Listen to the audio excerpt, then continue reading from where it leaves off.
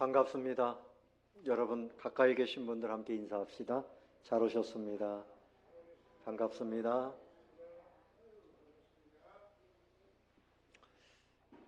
오늘 말씀의 제목은 평화의 그리스도, 이런 제목입니다. 우리들이 살고 있는 이 시대를 여러 가지로 표현할 수 있지만 한말로 표현하면 평화가 없다, 그렇게 말할 수 있습니다. 이 사회를 보십시오. 여기저기서 다툼이 그치질 않아요. 총이 있으면 총을 가지고 저 사람을 쏘아버리겠다고 하는 그런 마음을 가진 그런 사람들이 한둘이 아닙니다. 미국에서는 총을 가지고 있으니까 사고가 많이 나잖아요.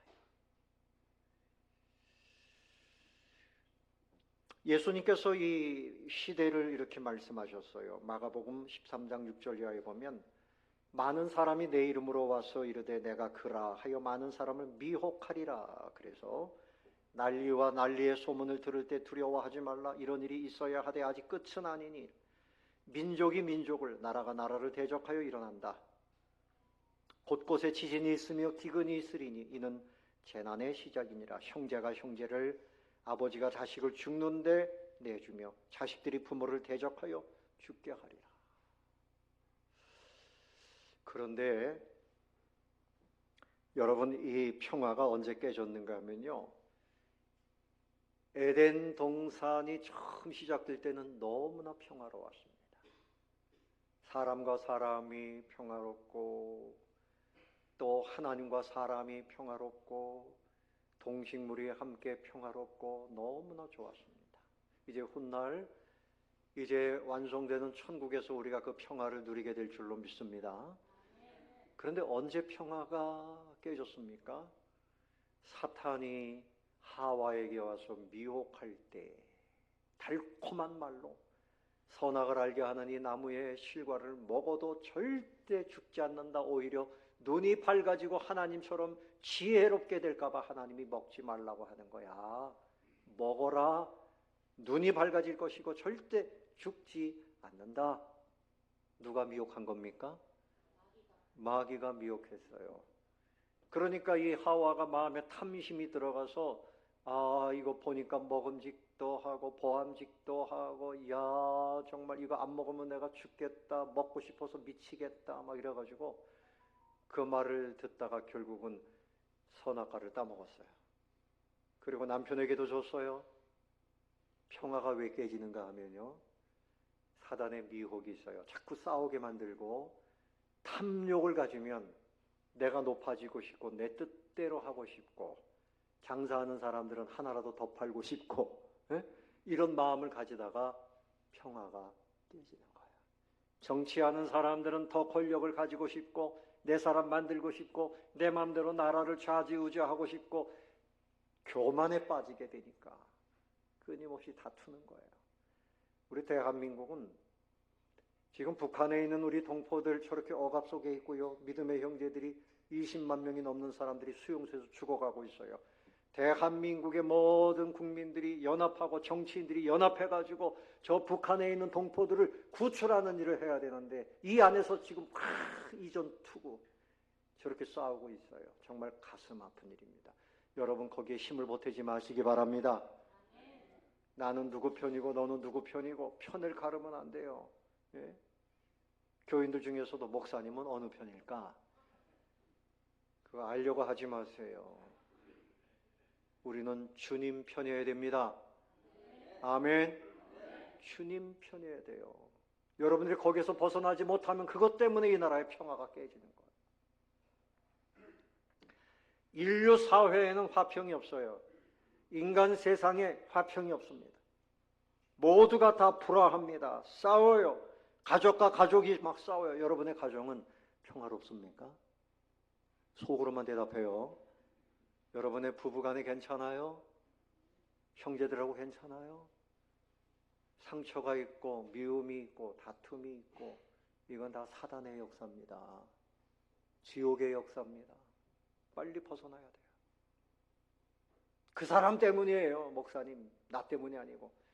아담과 하와가 그랬잖아요. 자, 평화가 깨졌어요. 그러니까 두려운 마음이 생겨서 저 나무 뒤에 숨었어요. 하나님께서 야, 아담아, 네가 왜 거기에 가 있느냐? 내 앞에 있어야지 왜 숨어 있느냐? 너 왜 숨었냐? 하나님이 두려워서 숨었어요. 나를 네가 언제부터 두려워했느냐? 범죄하면 두려움이 생기는 거죠. 왜 그랬냐? 왜 따먹었냐? 아담아, 왜 따먹었어? 하나님이 주신 저 여자가 먹으라 그래가지고요. 그건 너 때문이야. 탓하기 시작해요. 하와야, 너는 왜 그랬냐? 저 뱀이 나를 미혹했어요. 남 탓만 하는 거지요. 자기가 잘못한 걸 몰라요. 여러분의 가정에도, 심지어는 교회 안에도 평화가 깨지는 경우가 많아요. 예수님 당시에 대제사장, 서기관, 바리새인, 이런 사람들이 하나님을 가장 잘 섬긴다고 하는 사람들이 우리를 구원하시기 위해서 오신 예수님을 배척하고 죽이려고 했고 결국은 죽였습니다. 교회 안에 사단의 역사가 그때나 지금이나 있단 말입니다.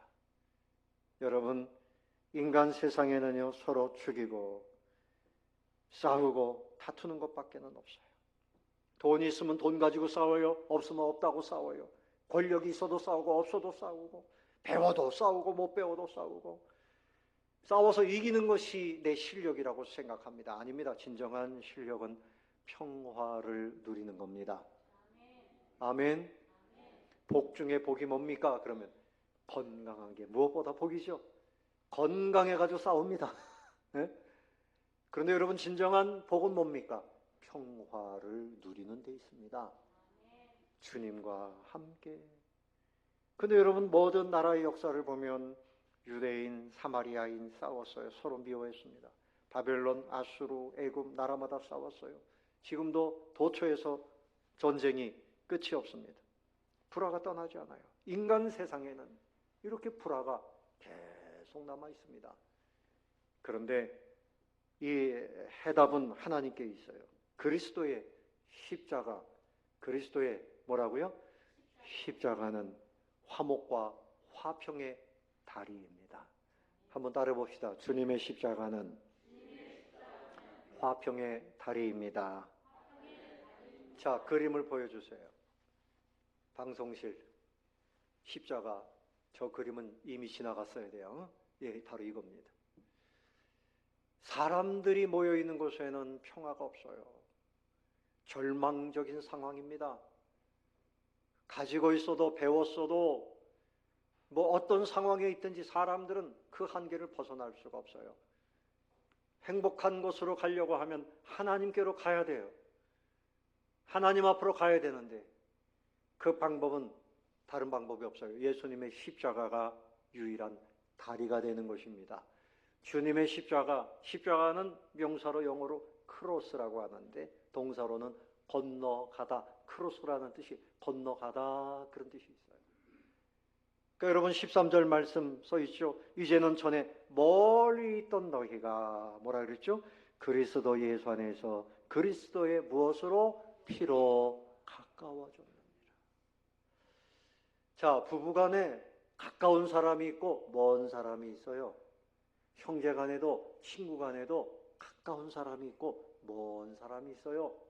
서로 상처를 주고 서로 속이고 범죄하고 이러면 멀어집니다. 제가 어릴 때요, 다락을 딱 열어보니까 아버지의 가방이 있었어요. 가방을 제가 열었습니다. 뭘 기대했을까요? 동전이 있을까?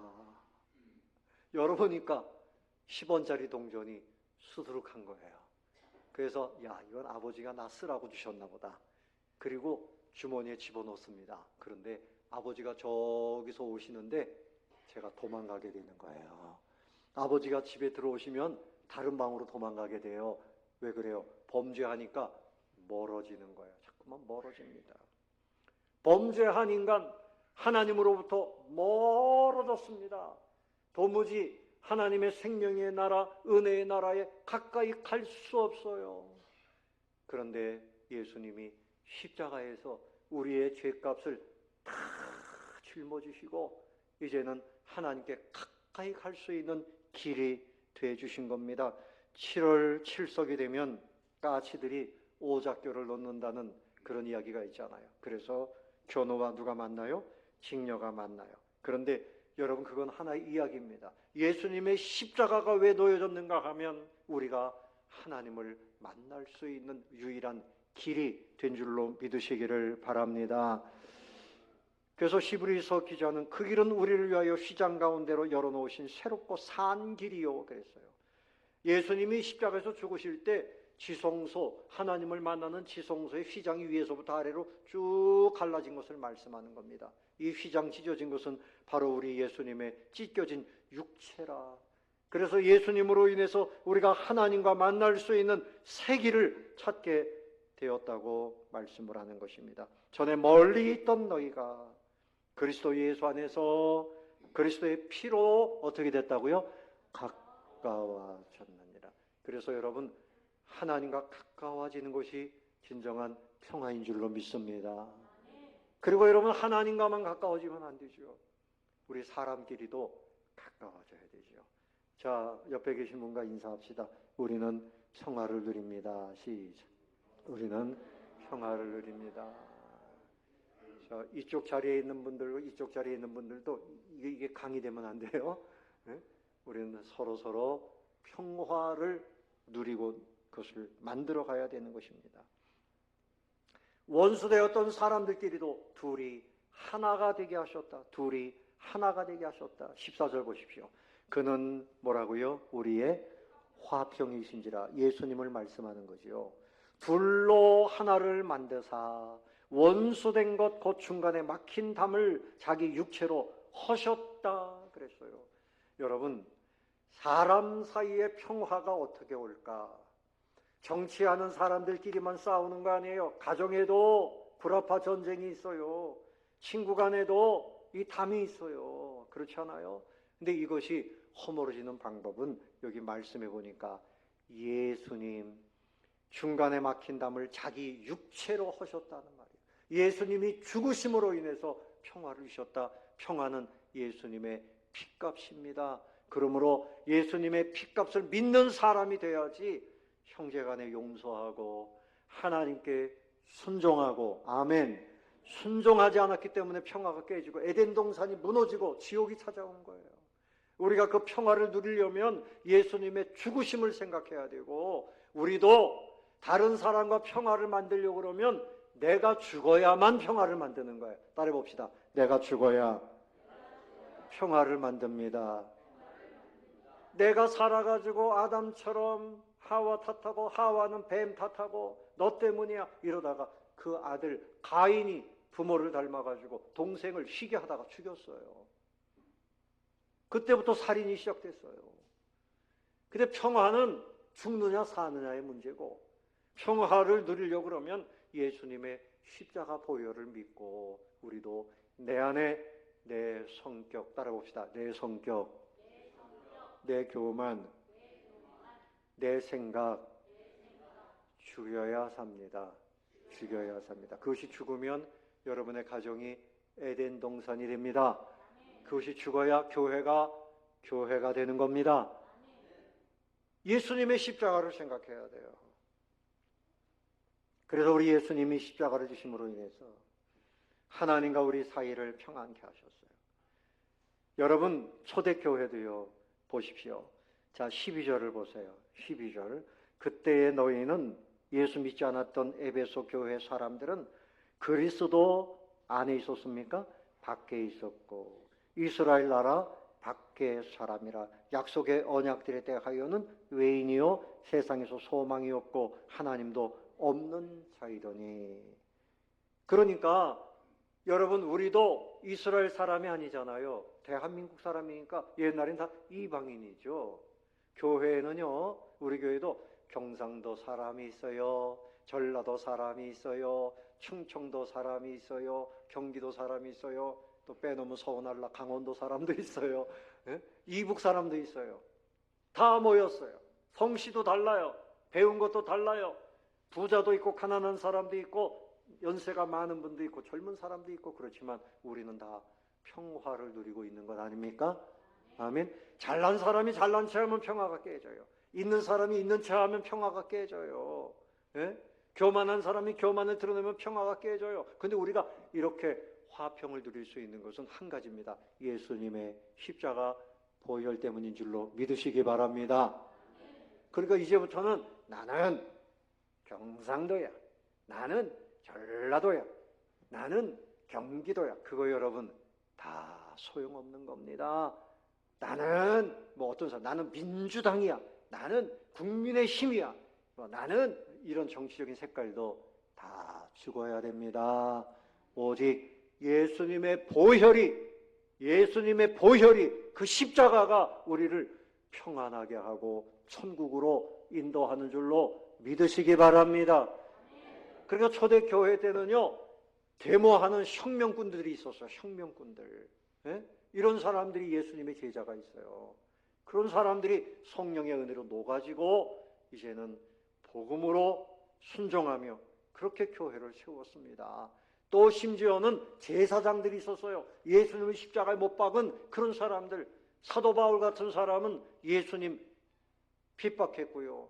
스데반 집사님이 순교할 때 같이 동조했던 그런 사람 아닙니까? 예수 믿는 사람들을 잡아들이던 그런 사람인데 그런 사람도 교회 안에서 모든 형제들이 받아들이고 그 사람을 가장 위대한 사도로 일할 수 있도록 후원했습니다. 우리가 연합할 수 있는 것은 정치도 아니고 이념, 이데올로기도 아니고 지역 색깔도 아니고 한 가지입니다. 오직 예수님의 십자가인 줄로 믿으시기 바랍니다. 자, 옆에 계신 분들과 인사합시다. 우리는 십자가로 하나 되었습니다. 아멘. 십자가로 하나 된 거예요. 십자가로. 그래서 여러분, 하나님은 화평의 하나님이세요. 고린도전서 14장 33절에 하나님은 무질서의 하나님이 아니시요 오직 화평의 하나님이시니라. 아멘. 히브리서 13장 2절에는 평강의 하나님이라 그랬어요. 언약의 피, 예수님의 피로 우리를 이끌어내신 평강의 하나님이라. 로마서 14장 17절에는 하나님의 나라는 먹는 것과 마시는 것이 아니요 오직 성령 안에서 의와 평강과 희락이라. 하나님 나라는 평화의 나라입니다. 싸움이 없습니다. 불안함이 없습니다. 서로 미워하는 일이 없습니다. 평강과 희락의 나라예요. 그래서 여러분, 평강의 하나님이 여러분과 늘 함께 하시기를 축원합니다. 축원합니다.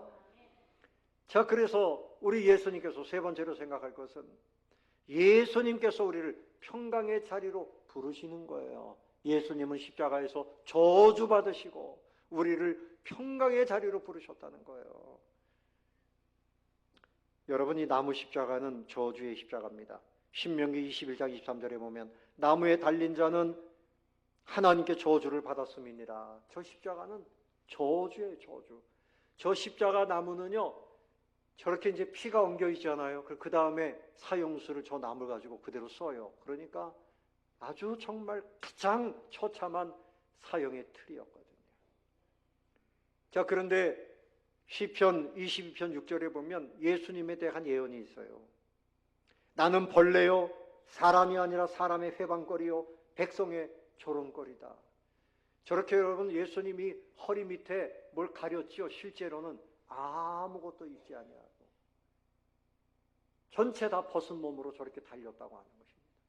얼마나 비참합니까? 저 고통이 이루 말할 수가 없어요.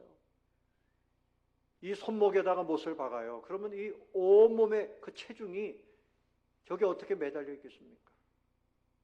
이루 말할 수 없는 그 고통을 겪어요. 그래서 여러 번 기절했다가 깨었다가 기절했다가 깨었다가 막 그 고통을 겪다가 그렇게 죽어가는 거예요. 예수님께서 이렇게 말씀하셨어요. 마태복음 27장 47절에 엘리 엘리 라마 사박다니 나의 하나님 어찌하여 나를 뭐라고요? 버리셨나이까. 우리 예수님께서 십자가에 못 박히신 그 육체적인 고통도 크지만 하나님이 나를 버리셨다는 거, 아버지 하나님이 나를 버리셨다는 거. 여러분, 부모에게 버림받아 봤어요? 친구에게 배신당해 봤어요? 근데 하나님이 우리를 버리셨다 그러면 우리는 이 땅에서 그냥 버려진 인생이요, 지옥에까지 가서 떨어지는 거예요. 고통을 겪는 겁니다. 우리 예수님이 우리 대신에 버림받았어요. 저주받았어요. 왜요? 우리에게 생명을 주시고 하나님과의 사랑을 누리게 하시기 위함인 줄로 믿습니다. 예수님이 버림받은 자리에서 우리가 하나님의 자녀가 된 거예요. 할렐루야. 예수님이 저주받으시고 우리는 하나님과 화평을 누리게 된 거예요. 갈라디아서 3장 13절에 그리스도께서 우리를 위하여 저주를 받은 바 되사 율법의 저주에서 우리를 속량하셨다. 예수님이 저주받으심으로 우리가 하나님의 자녀가 되어지고 평화를 누리고 그렇게 살게 된 것입니다. 이것이 교환의 은혜라고 말할 수 있죠. 교환. 옛날에 아파트에 화재가 나가지고요. 40대의 아버지가 6살 된 딸을 살리기 위해서 딸을 안고 한 30m 되는 아파트에서 뛰어내렸어요. 아버지는 죽고 딸은 살았답니다. 이게 실제로 있었던 일이에요. 그러니까 아버지가 죽음으로 인해서 딸은 살았어요. 우리 예수님이 우리가 만든 그 죄악 때문에 십자가에서 죽으시고 우리에게는 하나님과 평화를 누릴 수 있도록, 천국을 누릴 수 있도록 그렇게 해주신 것입니다. 사랑하는 성도 여러분, 말씀을 정리하겠습니다. 이제 주님의 십자가를 믿고 그 은혜를 누리시기를 바랍니다. 하나님과 여러분 평화를 누리시기 바랍니다. 여러분 자신에 대해서 저주하거나 죄책하거나 그렇게 하지 마세요. 주님이 나를 용서해 주셨으니까 내가 나를 들볶으면 안 돼. 자기를 들들 볶으면 우울증이 와요. 고혈압이 와요. 당뇨병도 와요. 저도 당뇨병이 있습니다. 네? 불면증이 와요. 자기를 들들 볶으면 안 돼요. 부인들 대답하세요. 남편을 볶지 말자. 부인들만 대답하세요. 남편을 들 볶지 말자. 그 다음에 남편들만 대답하세요. 남편들 부인을 들 볶지 말자. 대답 안 하신 분 대답 안 해. 여러분, 내가 주님과 평안해야 기쁨이 있고 사랑이 있어야 다른 사람들 볶지 않아요. 하나님과의 관계에서 문제가 있으니까 다른 사람을 막 괴롭혀요. 교회에서 누구를 가장 괴롭히는 줄 알아요? 뭐 하다가 안 되면 목사님 탓이야. 뭐든지 목사님 탓이야. 뭐 불이 꺼졌어요. 물이 어때요. 뭐 목사님한테 다 고치라는 거예요. 뭐든지 조금 하다가 마음에 안 들면 목사님 탓이에요. 괜찮아요. 괜찮은데 그렇게 하지 마세요. 주님이 원하시는 건 서로 사랑하기를 원하십니다. 평화를 누리세요. 잠언 17장 1절에 보면 마른 떡 한 조각만 있고도 화목하는 것이 제육이 집에 가득하고도 다투는 것보다 나으니라. 먹을 것 많이 먹으면서 싸우면 뭐 하냐는 것이죠. 좀 가난해도 화목한 것이 가장 좋다. 그리고 제자들에게 너희들 누구 집에 들어가든지 화평을 먼저 구하라. 누구를 만나든지 화평을 구하시는 분들이 되시기를 바랍니다. 여러분, 성탄절의 가장 큰 선물은 뭡니까? 주님이 평화의 왕으로 우리에게 오신 겁니다. 우리의 심령, 우리의 모든 삶, 우리의 가정에, 이 땅에 평화의 그리스도가 다시 한번 왕으로 다스려 주셔야 돼요. 그러기 위해서는 우리가 평화의 복음을 전하고 우리가 주님처럼 하나님 앞에 순종하고 다른 사람들을 위해서 용서하고 사랑하는 평화의 사도들이 다 되시기를 예수님의 이름으로 축원합니다.